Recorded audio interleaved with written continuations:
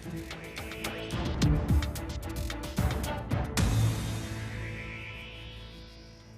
है आपका ब्रेक के बाद में। आज जारी हो रहा है प्रदेश की सबसे हॉट सीट बन चुकी बाड़मेर जैसलमेर का रिपोर्ट कार्ड। कहते हैं कि अतीत भविष्य की नींव होता है और बाड़मेर जैसलमेर सीट का अतीत देखें तो कह सकते हैं कि सबसे रोचक है। कर्नल सोनाराम कांग्रेस से 3 बार सांसद रहे, अब बीजेपी में हैं, और जसवंत सिंह जिनके बेटे मानवेंद्र 2004 में रिकॉर्ड वोटों से जीते, आज निर्दलीय मैदान में। आइए एक नजर डालते हैं इस सीट के इतिहास पर। बाड़मेर लोकसभा सीट के यदि राजनीतिक इतिहास की बात करें तो आंकड़ों के दम पर कांग्रेस सब पर भारी नजर आती है। यहां भी लोकतंत्र का आगाज राज परिवारों को समर्पित रहा। इस सीट पर पहली बार 1952 में राज परिवार के भवानी सिंह निर्दलीय विजयी हुए। इस सीट से राम राज्य परिषद, जनता पार्टी, जनता दल के प्रत्याशी भी देश की महापंचायत तक पहुंचे। लोकसभा के 6 दशक के चुनावी दंगल में अलग अलग पार्टियों के प्रत्याशी विजयी रहे। सन 2004 के चुनावों में भाजपा के मानवेंद्र सिंह ने पहली बार बीजेपी का खाता खोलते हुए यहां से सर्वाधिक मतों से जीत का रिकॉर्ड बनाया। मानवेंद्र सिंह ने 2,71,000 वोटों से जीत दर्ज की, जबकि सबसे कम 17,711 मतों से राम राज्य परिषद के प्रत्याशी तन सिंह ने सन 1962 का चुनाव जीता। संसदीय क्षेत्र से लगातार 3 बार चुनाव जीतने का रिकॉर्ड कर्नल सोनाराम के नाम दर्ज है। कर्नल सोनाराम ने सन 96 में भाजपा प्रत्याशी जोगराज सिंह राजपुरोहित को, 1998 में लोकेंद्र सिंह कालवी को और 1999 में मानवेंद्र सिंह को पराजित कर जीत हासिल की। इस सीट पर हुए अब तक 15 लोकसभा चुनावों में से 9 बार कांग्रेस, 2 बार निर्दलीय, एक बार भारतीय जनता पार्टी, राम राज्य परिषद और जनता दल के प्रत्याशी विजयी हुए। वहीं वर्तमान विधानसभा चुनावों में 8 में से 7 सीटें भाजपा अपने खाते में डाल चुकी है। ऐसे में आंकड़ों की गणित में कांग्रेस तो विधानसभा के परिदृश्य की गणित में भाजपा भारी नजर आ रही है। वहीं अंदर खाने की बात करें तो भाजपा में इस समय ऑल इज नॉट वेल है। गुटबाजी और नेताओं की आपसी कलह चरम पर है, क्योंकि 3 बार लगातार जीतने का रिकॉर्ड रखने वाले कर्नल सोनाराम कांग्रेस से जीता करते थे और अब भाजपा से उन्हें प्रत्याशी बनाया गया है। बाड़मेर जैसलमेर लोकसभा सीट की हिस्ट्री रिपोर्ट की बात करें तो 1952 में हुए पहले चुनाव में निर्दलीय भवानी सिंह यहां से जीत हासिल करने में कामयाब रहे।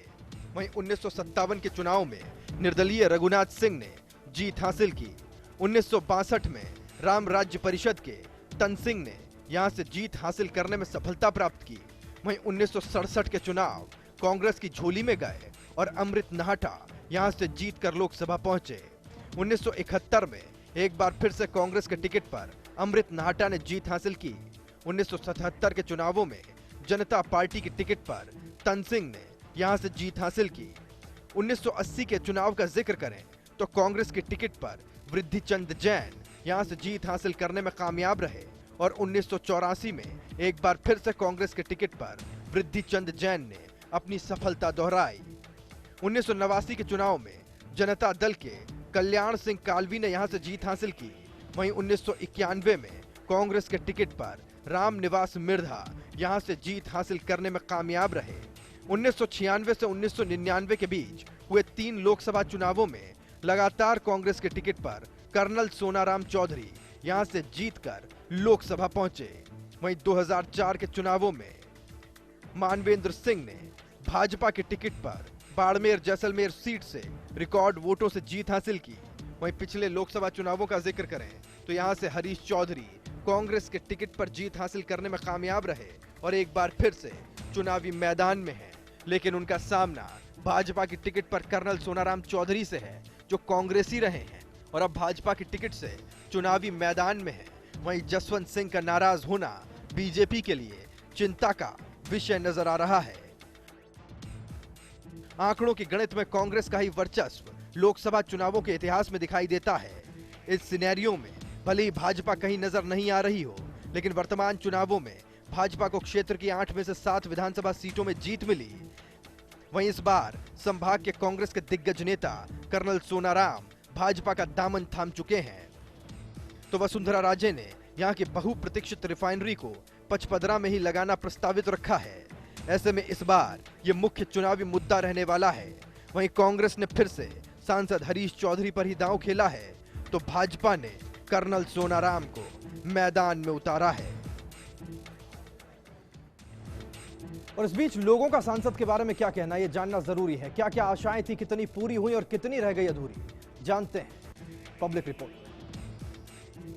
हरीश चौधरी जी का कार्यकाल इस समय बहुत अच्छा रहा है। इन्होंने पानी, बिजली वगैरह अन्य मुद्दों पर यहाँ बहुत अच्छा काम किया। आसपास के क्षेत्रों को, जो गांव के इलाके हैं, उनको शहर से सड़कों द्वारा जोड़ा गया है। मेरे हिसाब से हरीश जी को 10 में से 8 अंक दिए जाने चाहिए। बाड़मेर के लिए कोई भी विशेष कार्य नहीं किया है। ये मतलब बरसाती मेढक की तरह कभी दिखे ही नहीं है बाड़मेर क्षेत्र के अंदर। हम उनको 10 में से 2 नंबर भी बड़ी मुश्किल से देते हैं। As a member of parliament उनका कार्यकाल बड़ा ही असंतोषजनक और निराशाजनक रहा है। मैं नंबर देने में तो विश्वास नहीं करता, उनको पासिंग मार्क्स भी नहीं मिलेंगे। कांग्रेस सरकार के वर्तमान सांसद हरीश चौधरी 5 साल माननीय कांग्रेस के उपाध्यक्ष राहुल गांधी जी के मक्खन लगाते रहे और न तो बाड़मेर जैसलमेर क्षेत्र की उन्होंने परवाह की। और विकास के नाम पे अगर देखा जाए तो बिल्कुल 0% है। 10 में से अंक 0% काम किया है। स्थानीय सांसद जो इनकी बड़े बड़े नेताओं से पहुंच थी, यहाँ तक राहुल गांधी से सीधे संपर्क होने के बाद भी बाड़मेर के लिए विशेष कोई कार्य कर नहीं पाए। मैं इस बार इस 5 साल के अंदर सांसद को शून्य मान। कार्यकाल बिल्कुल शून्य रहा। न किसी आम लोगों से मिलते, दिल्ली से आते और दिल्ली वापस चले जाते। आम लोगों का कोई दरवाजे के खोलता ही नहीं, न कोई काम लोगों का काम करते हैं। तो ये तो थी जनता की राय। अब सुनते हैं दोनों ही पार्टियों के पदाधिकारियों की राय। आमतौर पर विपक्षी सांसद के कार्यकाल को बिना उपलब्धि के बता रहे हैं, तो कांग्रेस नेता सांसद के कार्यकाल को क्षेत्र के विकास में मील का पत्थर मान रहे हैं। क्या कहते हैं नेता, जरा सुनते हैं उनकी जुबानी। हरीश जी का काम बहुत अच्छा है और इन्होंने पानी से, बिजली से सब भी हर टाइम सांसद में बोलते रहे। 10 में से इनको 9 नंबर आएंगे। उनको अगर एक सामान्य कार्यकर्ता के रूप में, आम आदमी के रूप में मुझे कहा जाए कि आप उनको कितने अंक दोगे, तो मैं आपको बताना चाहूँगा कि वो जब जनता के बीच में रहे नहीं, कोई उन्होंने विकास कार्य करवाया है नहीं, तो एक सामान्य आदमी से भी पूछा जाएगा तो 10 में से मात्र 3 अंक देगा। जनता को सुना, नेताओं की भी हमने दावों को सुना, आप तक पहुंचाया। और अब आपको लोकतंत्र के चौथे स्तंभ यानी कि मीडिया की राय बताते हैं। आखिर मीडिया क्या सोचता है सांसद के कार्यकाल के बारे में, सुनिए।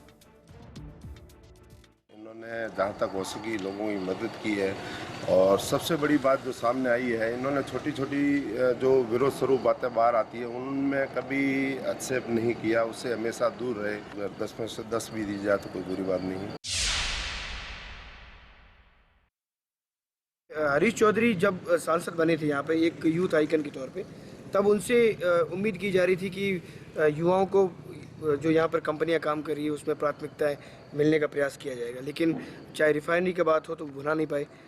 जो एक विवाद जोड़ा रिफाइनरी के साथ, उसमें हरीश चौधरी की भूमिका को लेकर स्वयं कांग्रेस के भी कई प्रतिनिधियों ने ये कहा कि हरीश चौधरी की भूमिका अच्छी नहीं रही। 10 में से मैं उनको 4.5-5 नंबर।